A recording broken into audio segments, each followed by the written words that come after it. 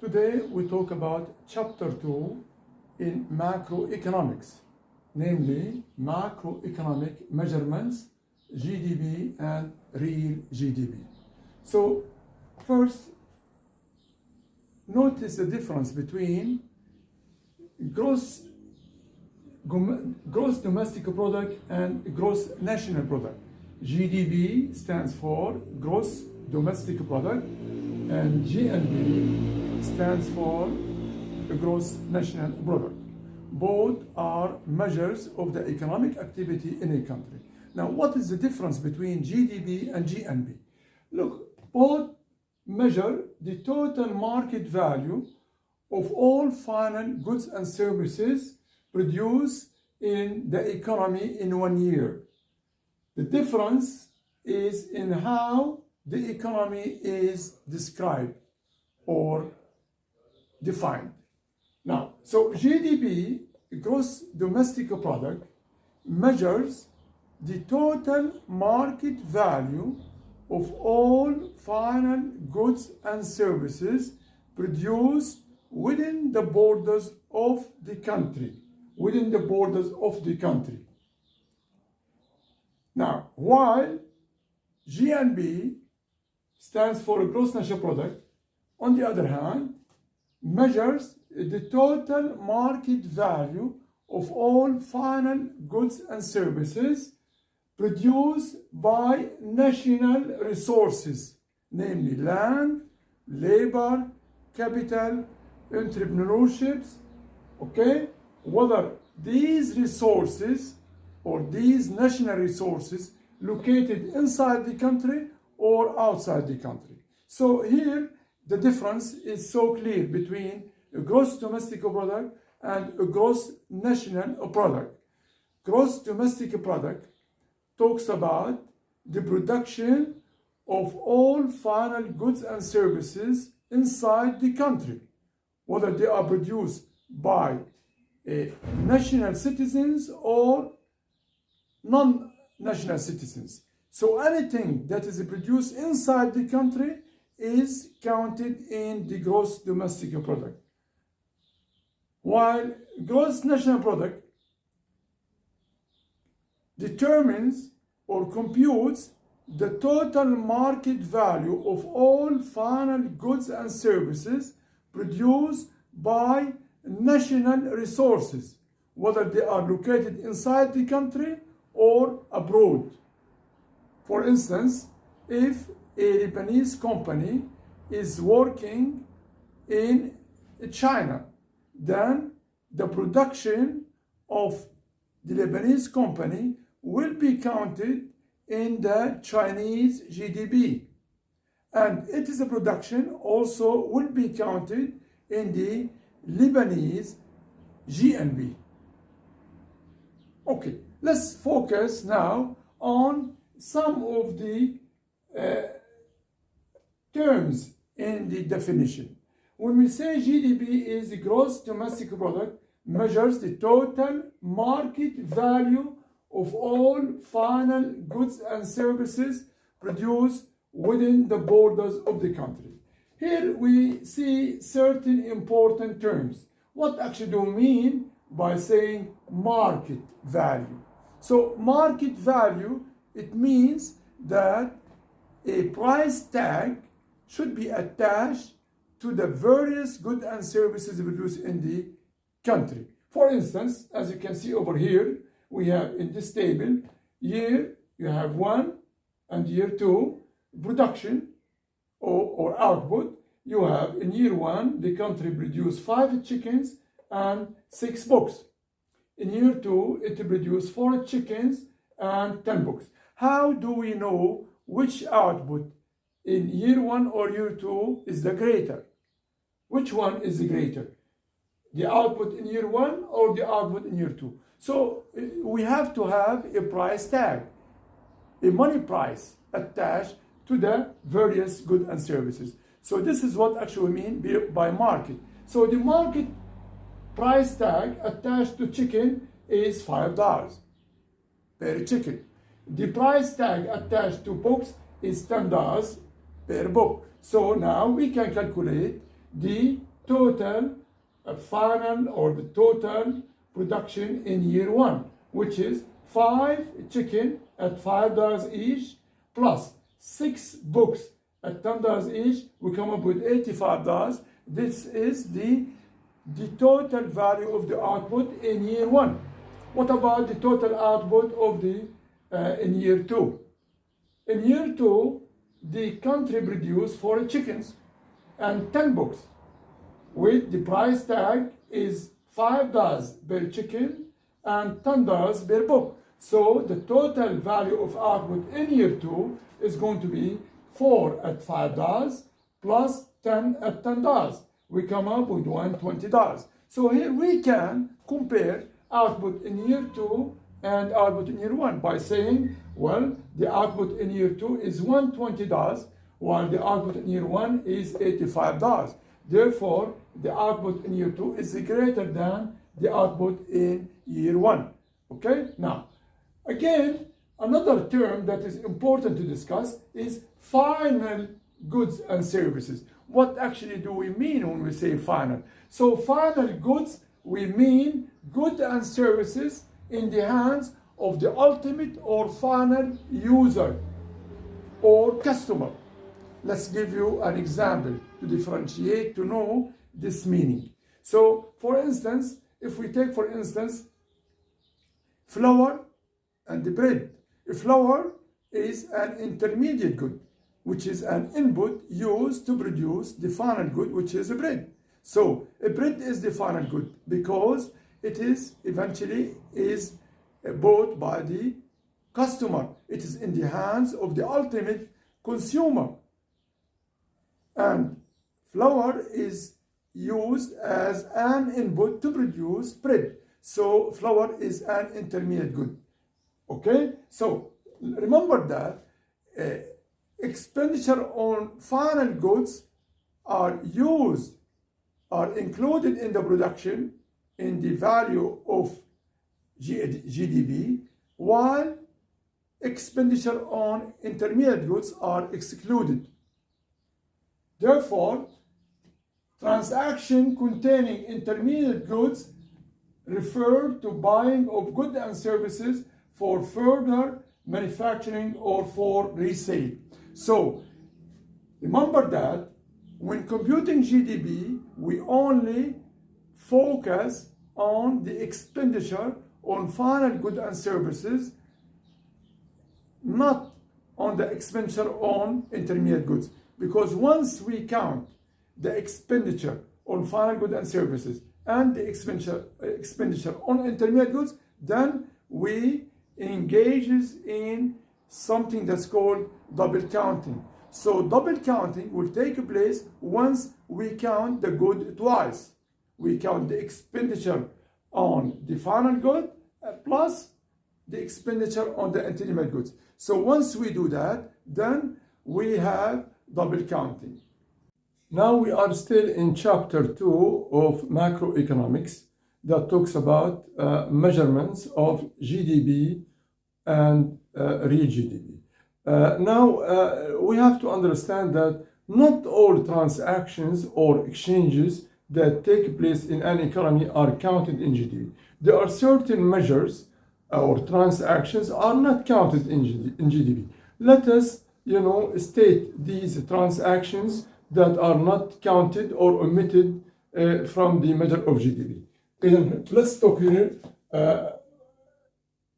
exchanges or transactions that are not counted in GDP. The first one, certain non-market goods or services.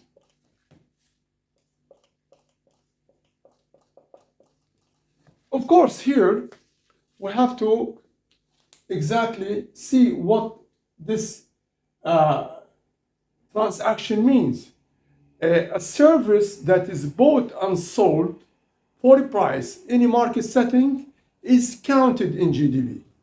A service that is not bought or sold for a price in a market setting is not counted in GDP. For instance, let's give an example.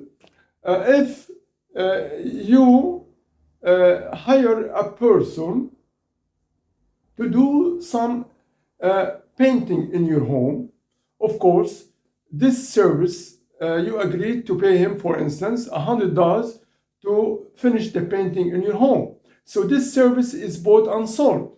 So it is counted in GDP. However, if the same service is done by the family member, then it is not counted in GDP because there is not any transaction.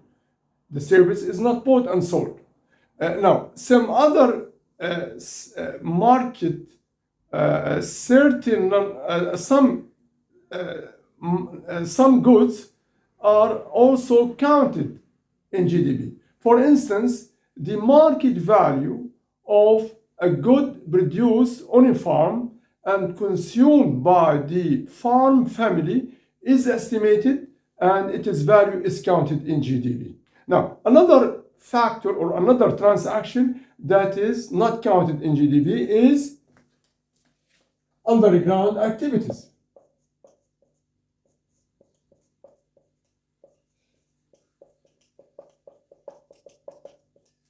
Underground activities, whether legal or illegal. Now, what actually do we mean when we say underground activities? Remember that an underground activity consists of unreported exchanges that takes place, unreported activities or exchanges that take place outside the normal recorded markets. So any activity that is not counted, is not reported, it is called, it is in the underground market. Here we have to distinguish between, of course, the underground activities consist of legal activities and illegal activities. For instance, some examples of illegal activities, such as the sales of drugs, the sales or gambling, the prostitutions. All these activities, we don't have any written record about these activities. Therefore, they are in the underground market, so they are not counted in GDP. There are legal activities also are not counted in GDP, such as if somebody agreed to do a certain job on the condition that he is paid in cash. This is illegal activity. However, it is not counted in GDP because he is being paid in cash. The reason he is paid in cash because he wants to avoid paying taxes. Therefore, this legal transaction is not counted in GDP. Now, a third, of course, transaction that is not counted in GDP is the sales of used goods. Now, remember that GDP measures current production of goods and services. A used good or a used product, is not counted in GDP because it does not represent current production of that good. A used good was counted in GDP, was originally counted, and it was a used good was originally counted when it was produced. However, a used good is not counted in GDP because it was counted, when it was originally produced. Therefore, any used goods is not counted in GDP because GDP measures current production of goods and services. Now, a fourth transaction that is not counted in GDP is the sales, the financial transaction, financial transaction.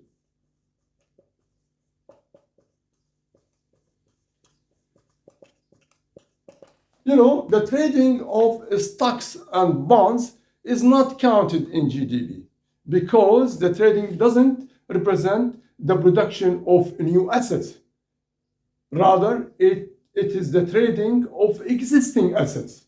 There's no production, Therefore, the trading of stocks and bonds, is not counted in GDP. Another transaction that is also not counted in GDP is transfer payments.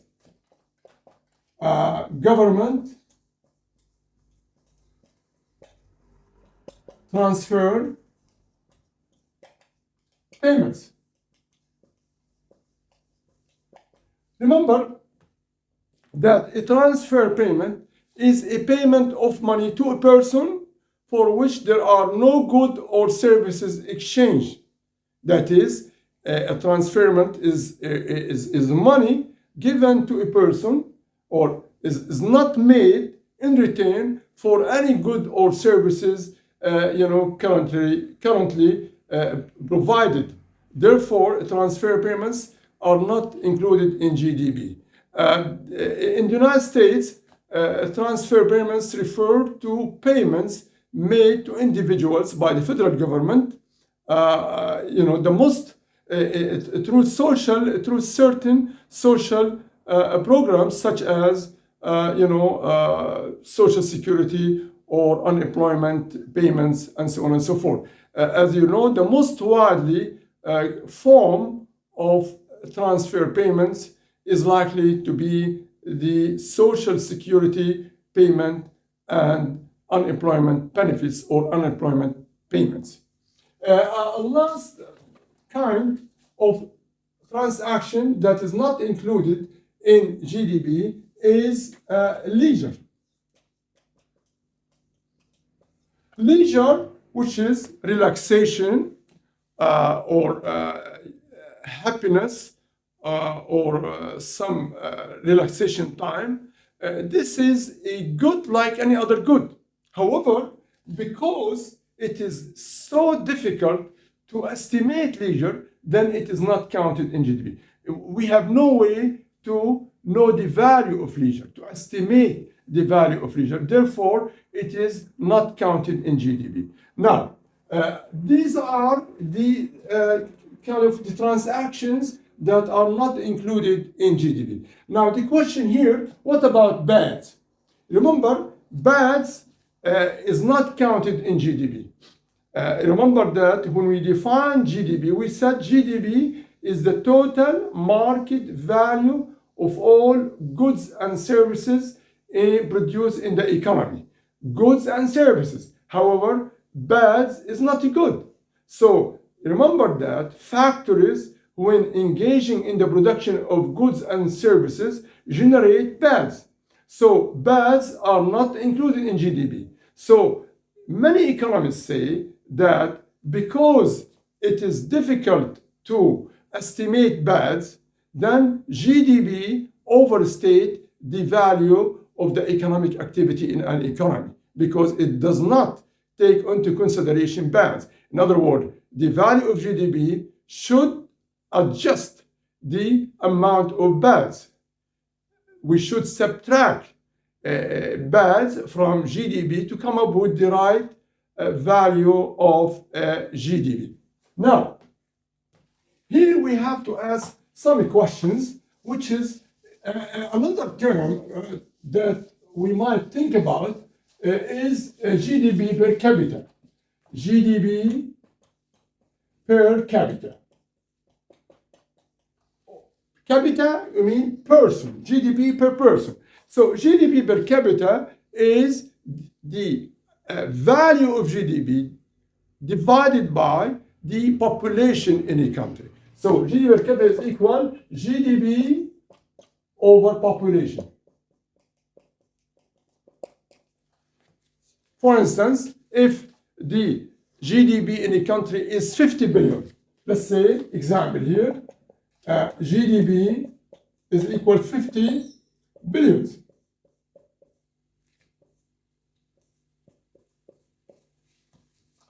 $50 billion. And the population is 1 million. Therefore,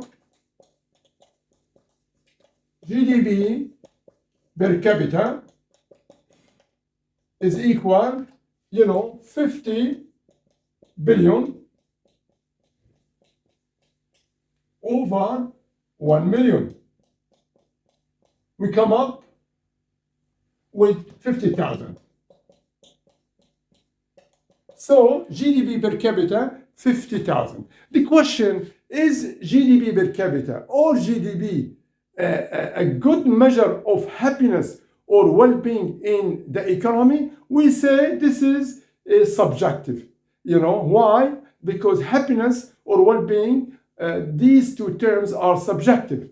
It could be that a person with lots of goods or services, and suffering from lots of stress, and a person with fewer goods or services and enjoying happiness. Therefore, the other person who is enjoying, fewer goods or services and enjoying happiness is feeling better than the person with lots of goods and services and suffering from stress. Therefore, the terms well-being, and happiness are subjective. So how can we use GDP or GDP per capita? We can say that GDP or GDP per capita are useful for measuring the productive capability of an economy, but they cannot, or we don't necessarily, use them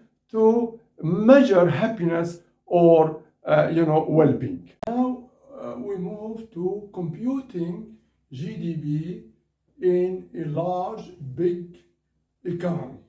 Remember that in a small, tiny economy, the computing of GDP is very simple. All we have to do is just multiply the price of a good by the quantity produced. However, in a large, big economy, it is hard or it's impossible to do that. So economists come up with certain ways or approaches to measuring or computing GDP in a large economy. What are those approaches? We have three approaches, namely, therefore we have three approaches to measuring GDP in a big economy. Namely, the expenditure approach,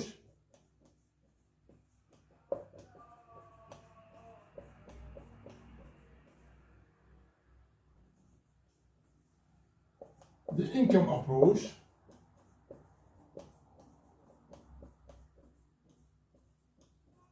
and three, the value added approach.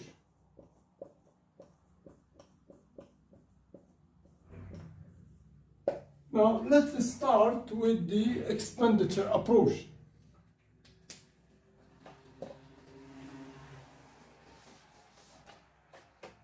Now the expenditure approach consists of summing the purchases or spending on final goods and services that take place in four sectors of the economy, namely the household sector, the business sector, the government sector, and the foreign sector. So here we're talking about summing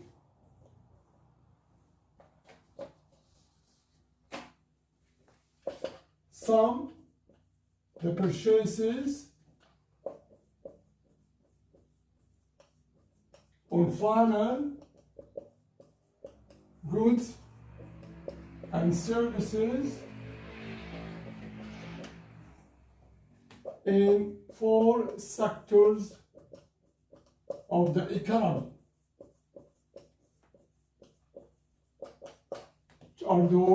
What are those sectors? Household sector,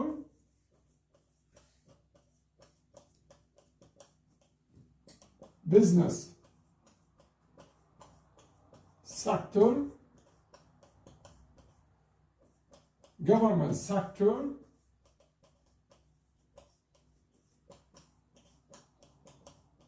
and the foreign sector.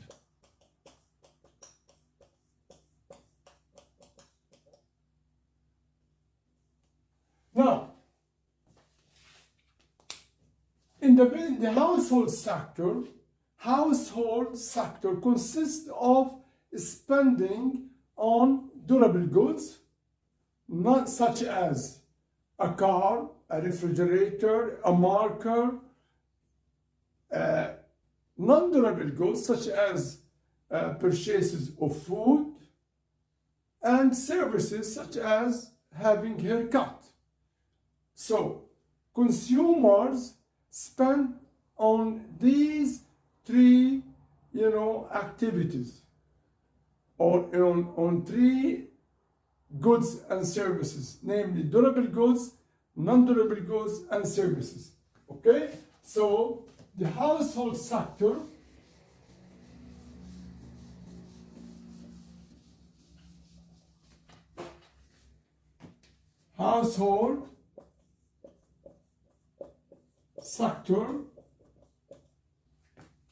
consists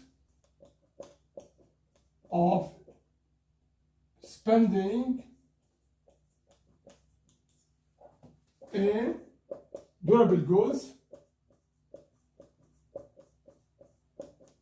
such as a car,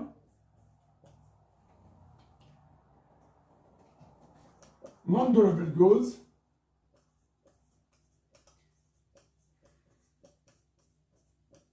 such as food, services such as haircut.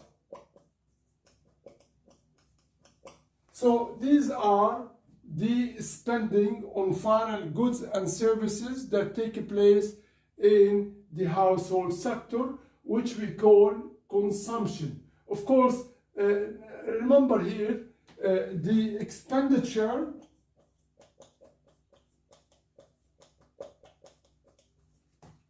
that take place in the household sector is called consumption.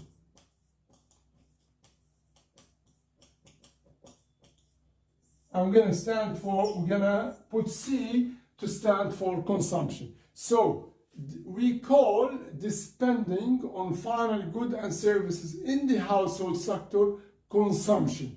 And consumption consists of purchases of durable goods, non-durable goods, and services. What about the spending on final goods and services in the business sector?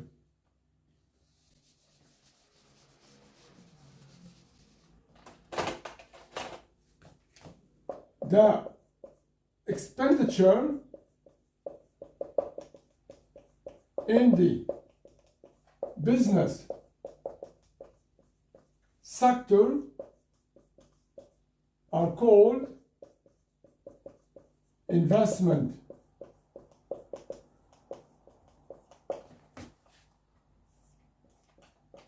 And we're going to refer to investment by I. So investment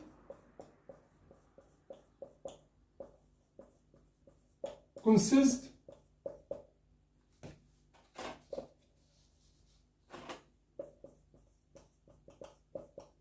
of spending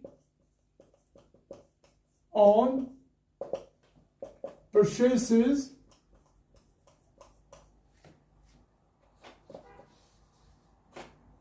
newly produced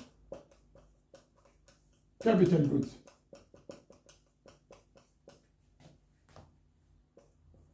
Such as machines and equipment. Two, it consists of inventory or changes in business inventories or inventory investment.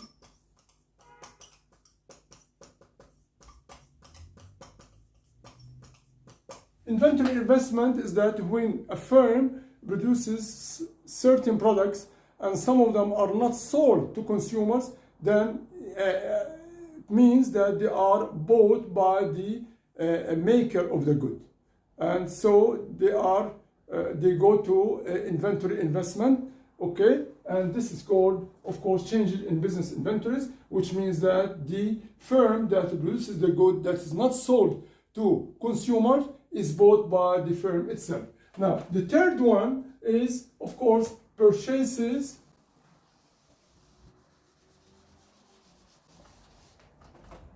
of course, talking about investment.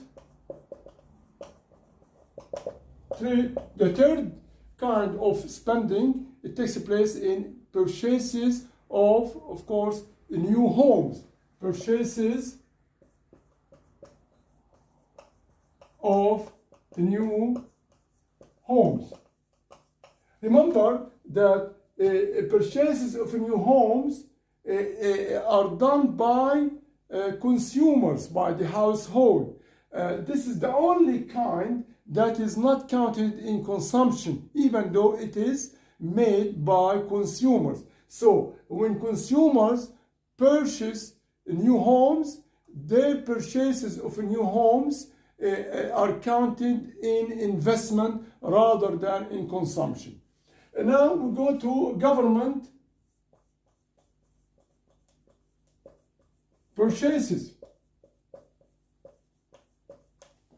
Consist of purchases that are made, purchases on final goods and services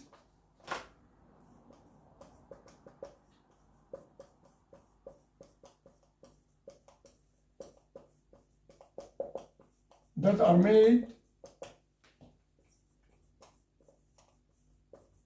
by the federal, state, and local governments.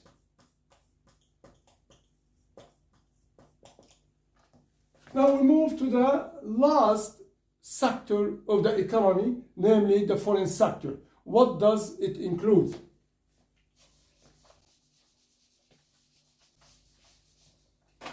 The foreign sector,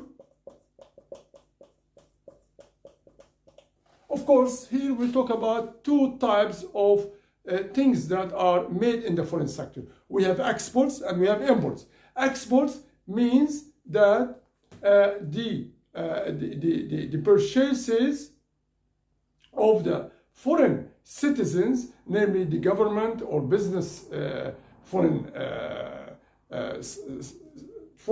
citizens that buy domestic made goods.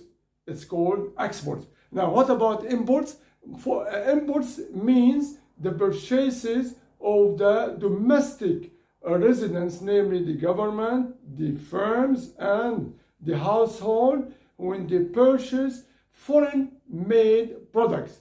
It's called imports. So, foreign sector we're talking about here, exports minus imports. We're going to refer to exports minus imports by net export. So, net exports is equal exports minus imports. Net export, we can say an NX. Therefore, GDP, the computation of GDP using the expenditure approach consists of summing the investment, consumption, government purchases,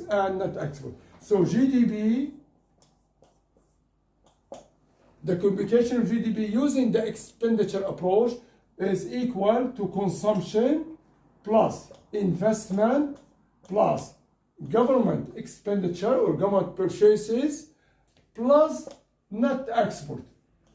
Net export, which is exports minus imports. This is the formula of GDP, using the expenditure approach, which consists of consumption, the purchases of on final goods and services that is are done by the consumers or the household sector, plus the purchases of the business sector, that's called investment, plus the purchases of the government sector, that's called G, plus the net export, which are the export minus imports. Now, here we have to understand something. Remember, when we talked about GDP, we said GDP is the total market value of final goods and services produced in the economy within the borders of the country. Now, here we are talking about GDP is the sum of the spending or the purchases of final goods and services that are made in the four sectors of the economy. So how are we going to reconcile these? According to the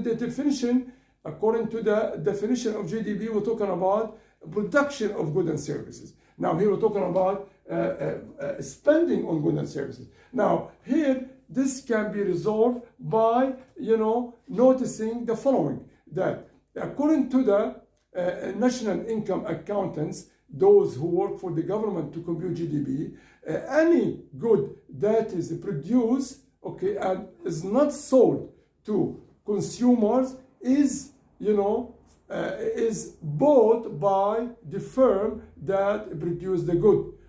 So therefore, everything that is produced is bought, because if something is not, purchased by the consumer, is bought by the company that produces that good. Therefore, the two definitions are equal, So GDP using the expenditure approach consists of the spending on final goods and services that are made in the four sectors of the economy.